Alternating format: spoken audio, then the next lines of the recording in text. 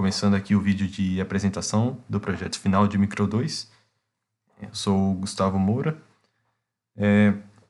Eu vou deixar o código executando aqui e eu vou comentar sobre alguns aspectos do desenvolvimento do código enquanto ele executa. Vou deixar o disassembly aqui aberto e vou comentando. Eu gostaria de poder comentar sobre cada rotina, o que ela faz e como ela faz, né? Mas eu ia me estender muito aqui, então o vídeo ia ficar muito grande, eu vou me limitar apenas a alguns detalhes mais importantes aqui, principalmente alguns defines aqui e algumas coisas da main. Bom, então, vamos lá. Dei um F3 aqui, ele já apareceu aqui na white a frase do menu de entrar com comando, e ele vai ficar nesse polling aqui esperando o usuário entrar com algum comando. Alguns comandos, você precisa só dele, né? Então, sei lá, para limpar o vídeo ou para deslocar os LEDs, você só entra com o comando e ele já faz a operação e acabou. Alguns outros precisam de entradas adicionais, né? Como é o caso dos comandos para os displays ou para os LEDs, né?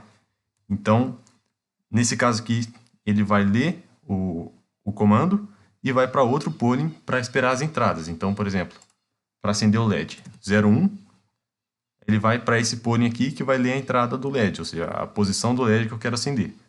Então vamos colocar aqui 04. Acendeu ali. Aí é a mesma coisa para apagar 00, e perceba que ele foi para a mesma label, que ele fica no mesmo polling, esperando a entrada do LED, o mesmo polling ler a entrada LED. O que vai mudar é o comando que eu passei aqui. Então, se eu passei 01, ele vai ler essas entradas e passar elas como parâmetro para a função de acender o LED. Se eu passei 00, vai ler as entradas e passar elas como parâmetro para a de apagar a LED. Então, 04 ali apagou. Vamos mostrar deslocar LEDs, vou acender mais alguns aqui. Aí 02, 02, 03, ali bonitinho. Agora sobre algumas exceções aqui das entradas dos LEDs, né? Não exceções no sentido de interrupções, né? Exceções no sentido de, por exemplo, se eu quiser acender um LED que já está aceso, vou acender ali o 04, ele continua aceso, não acontece nada, não dispara nenhuma mensagem nem nada. E a mesma coisa para apagar. Então, o 03 ali que já estava apagado, continua normal. Se eu tentar entrar com uma entrada com uma posição maior que 32, ele vai acender a correspondente após os 32. Então, por exemplo, 01, 40. Ele acendeu o oitavo LED ali, porque é 8 depois de 32, né? Acho que dos LEDs é isso, né? Então, vamos aqui para a parte de limpar o vídeo. Ele vai ler o estado dos switches e limpar o vídeo com a cor correspondente. Então, 0, limpou com preto, agora com branco. Uma outra cor aqui. Limpou também. Do vídeo não tem muita coisa, né? Então, vamos falar agora aqui do contador de minutos e segundos, né? Já ele está passando aqui, né? Virando os 10 segundos bonitinho, virando os minutos. Vamos dar alguns sets aqui para testar. Então, 0259 para ver ele virando o minuto. Aí para ver ele virando... para ver ele virando 10 minutos. Perceba que aqui também, de forma análoga, né, dos LEDs, quando eu coloco 20, ele vem para essa label ler a entrada display. Que ele vai ler agora 4 dígitos para setar o display aqui. Então, sei lá, coloco algum horário aqui. E para o alarme é a mesma coisa. Aperto 21, ele vai para essa mesma label e vai ler as entradas que vão ser passadas como parâmetro para a função de setar aqui o alarme. Então, coloco aqui algum horário e está setado aqui em 4h20 o alarme. Então, se eu colocar aqui para testar, disparar os LEDs, eles vão ficar disparando por 10 segundos, né? Então, até 4h29, até o fim de 4h29, eles vão estar piscando. Quando chegar em 4h30, passaram os 10 segundos e ele para. O display aqui, o contador, eu implementei ele para contar até 99 minutos, né? Para aproveitar aqui o espaço dele. Vou zerar o alarme aqui para ficar mais fácil de ver. Então ele vai contar até 99 minutos. E aí ele vai zerar. Quando chegar em 100 minutos, né, 1h40, ele vai zerar. E ele vai continuar contando como se fosse a partir de 1h40, né? Tem os push buttons aqui, né? Aperta um, ele para. Perceba que se eu continuar apertando, ele não faz nada, continua parado. O 2 volta, despausa. Da mesma forma, se eu der um resumo aqui com ele já rodando, ele não acontece nada. E outra coisa, o push button ele para, inclusive, o disparo dos LEDs. Então, se eu setar aqui o alarme em 0025, ele vai disparar. Eu posso pausar aqui também, ele pausou o contador e os LEDs. Então, os LEDs eles param de piscar quando o contador está em 10 segundos após o set do alarme aqui. Bom, acho que da execução é isso. Agora eu vou comentar rapidamente aqui sobre algumas coisas do código. Dos defines aqui, o mais importante, acredito eu, é esse aqui, que eu fiz um equal aqui do endereço base dos dispositivos de entrada e saída, por uma questão de legibilidade de código, né? Eu usei um endereço base dos dispositivos de entrada e saída, e para os dispositivos em si, eu acesso eles com o offset deles, né? Então, deixa eu ver se consigo pegar um exemplo aqui. Aqui, por exemplo. Eu passo ao art como eu passei o endereço base para o R10 e uso aqui esse offset wart, né? Facilita na legibilidade. Inclusive o R10 aqui, né? 1.0, lembra um pouco um I/O, de entrada e saída. Não pensei nisso na hora de escolher o R10, mas mais uma questão de legibilidade aí. Aí tem esse interrupções por segundo, eu coloquei em 4 porque para implementar o disparo dos LEDs, eu precisei setar a frequência do timer em 1/4 de segundo, né? Então, isso aqui é mais para eu saber quantas interrupções o timer vai fazer em 1 segundo, né? Para eu ter esse controle. Aqui na seção data, rapidamente, algumas strings que eu disparo durante a execução. Esse início de execução aqui é uma espécie de variável booleana aí, né? Um auxiliar booleano. Porque eu uso ele basicamente para... quando eu começo a execução, assim que eu aperto F3, o contador já aparecer 0000 aqui. Então eu preciso saber quando que é a primeira vez que eu estou executando. Porque quando eu estava fazendo sem isso aqui, o contador só aparecia quando gerava uma interrupção de 1 segundo. Então eu apertava F3 e ele ficava 1 segundo totalmente apagado. Quando gerava uma interrupção, ele aparecia 0001. Então para ele já aparecer 0000 assim que eu inicio, eu uso essa variável aqui para ter esse controle. Aqui, duas de estado, uma do contador e uma do alarme. Perceba aqui também que eu coloquei o primeiro dígito do alarme como -1. Esse é o que caracteriza o default do alarme, né? Porque se eu deixo em 0, assim que eu inicio o programa, os LEDs disparam, né? Porque o estado do contador ia ser igual ao do alarme. Então, eu defini como -1 aqui o default do alarme. Essas duas variáveis aqui, na verdade, são contadores, né? Eu coloquei esse nome controle, mas para não confundir, né? Não coloquei contador, porque poderia confundir contador de variável contadora com contador de minutos e segundos, mas são basicamente contadores. Essa aqui é para eu controlar quantas interrupções o timer fez por segundo, para eu saber quando 1 segundo passou. Então, se ele gera 4 interrupções, é porque passou 1 segundo. E esse aqui é um controle do disparo dos alarmes, né? Para eu saber quando se passaram 10 segundos. Esse timer pause aqui, eu uso ele basicamente no push button. Quando eu aperto 1, ele recebe 1, ou seja, ele recebe true, é como se fosse um booleano também, significa que o timer está pausado, né? E aí quando o timer está pausado, eu dou um reset no start e um set no stop. E aí, da mesma forma, quando eu aperto 2, ele vai para falso, né? O timer não está mais pausado, então o start recebe 0 e o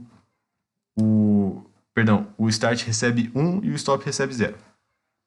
Aqui falar rapidamente sobre a main e antes sobre algumas coisas dos registradores, que eu acho que o mais importante é esse R3 aqui, foi ele que permitiu eu usar a mesma função para ler a entrada uma função só para ler a entrada de LEDs, e aí ela chama ou a função para acender ou para apagar depois. É por meio desse registrador aqui, que eu chamei de um auxiliar booleano aí também, que basicamente, se eu quero acender um LED, ele chama a função para ler a entrada do LED valendo 0, e se for para apagar, ele vai valendo 1.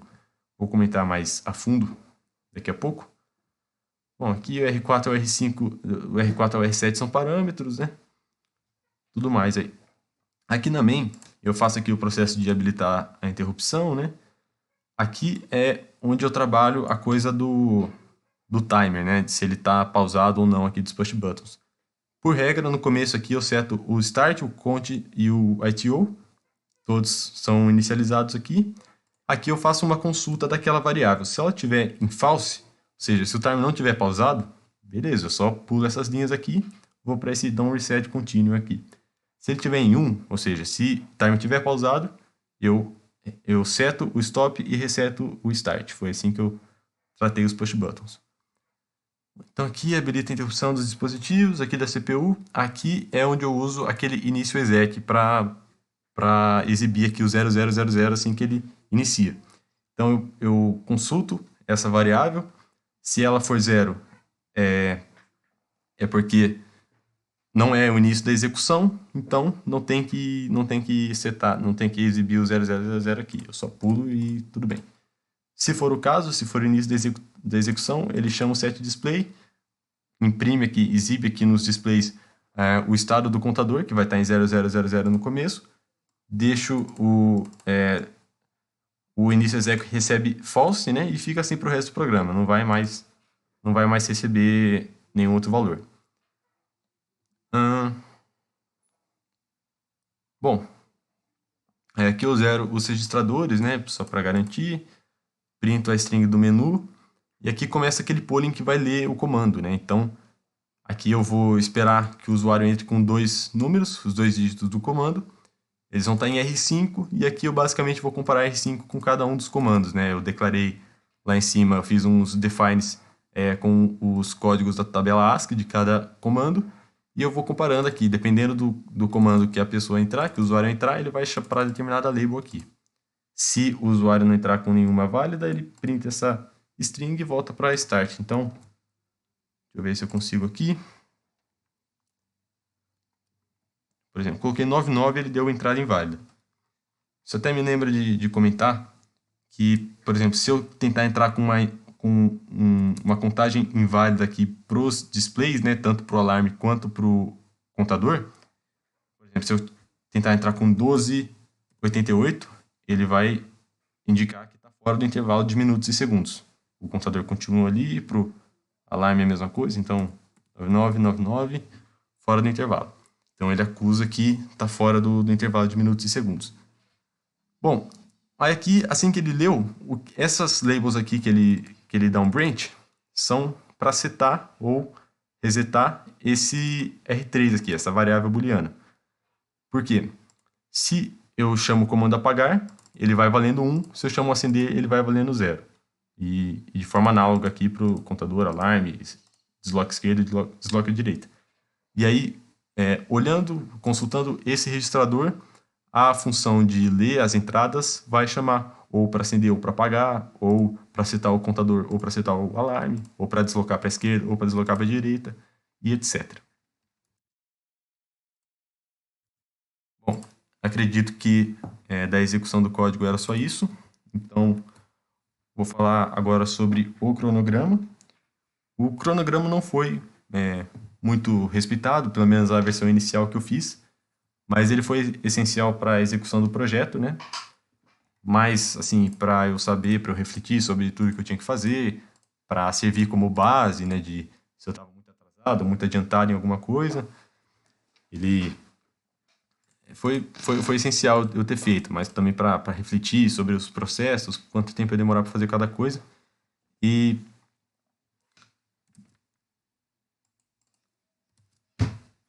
então, alguns processos eu achei que eu ia precisar de mais tempo e outros menos.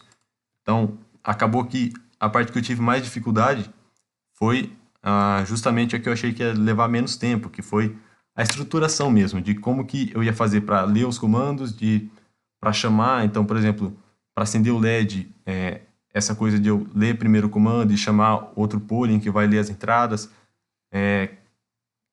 era essa parte que eu estava um pouco confuso no começo. Eu achei que eu ia fazer mais rápido, e as comandos que precisam de mais trabalho braçal, mais programação, eu achei que eu ia demorar mais, e acabou que foi o contrário. Eu demorei mais de uma semana, eu comecei o trabalho mais de uma semana atrasado, porque eu estava quebrando a cabeça com a main. E a partir do momento que eu consegui executar a main, que eu consegui mentalizar e a forma que eu ia fazer ela, a implementação foi rápida e as outras funções também acabou sendo bem rápido. Tanto que, se olhar lá os commits, né, assim que eu fiz a main, basicamente toda a parte aqui dos LEDs e do vídeo eu fiz em um dia, e aí eu fiquei mais um tempo parado, e aí fazendo outras atividades, outras atribuições, e aí quando eu voltei para o projeto, a parte aqui do display, do contador e tudo mais também foi bem rápido. Então, tudo isso foi graças ao planejamento. Se eu não tivesse feito o cronograma, teria sido bem complicado. Mas, no mais, não tive grandes dificuldades, né? Acho que se fosse pontuar alguma aqui das funções em si, né, sem ser a main, se fosse para apontar a implementação de algum comando, seria naturalmente a dos displays, né, que são um pouco mais difíceis, os que envolvem interrupção e a conversão aqui do valor numérico para exibição no display, são as mais difíceis, mas realmente foi bem tranquilo no geral. Sobre o feedback da disciplina, eu acredito que também foi muito bem conduzida, né? Honestamente, não tem muitos pontos negativos para destacar. Eu acredito que essa assim, é a melhor forma de avaliar os alunos e dos próprios alunos de aprenderem, né? Esse modelo de várias atividades, um laboratório por semana, né? Essa consistência e no final da disciplina um projeto mais complexo. Acredito que é a melhor forma de avaliar e a melhor método de aprendizado, né? Muito melhor do que, sei lá, fazer 3 provas no semestre. Enfim, é que eu sempre acredito que a consistência, né? Avaliar a consistência do aluno com as entregas é bem mais importante do que uma nota, né? Em um dia, o trabalho em um dia ou, sei lá, 3 dias de prova. Então, realmente acredito que foi muito bem. O prazo, né, os prazos que foram dados foram todos bem coerentes, ou melhor dizendo, né, as tarefas, os laboratórios que foram passados eram bem coerentes com o prazo de uma semana. Eu acabei me enrolando em alguns prazos aí, principalmente no laboratório 4 e do 5, né, que foram os dois que eu não entreguei no prazo, mas não foi pela condução da disciplina, não, foi por outros motivos. Acredito que de resto foi tudo bem tranquilo. E os laboratórios me auxiliaram bastante na execução do projeto também.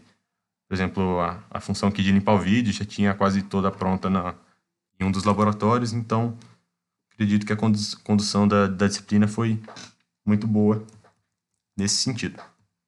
E vamos ver aqui, 19 minutos já de gravação, acredito que não tem mais nada para pontuar. Então, acho que é isso. Vou encerrar aqui a gravação. Queria aproveitar também para agradecer ao professor pela disciplina. E acredito que é isso. Vou finalizar aqui. Até mais.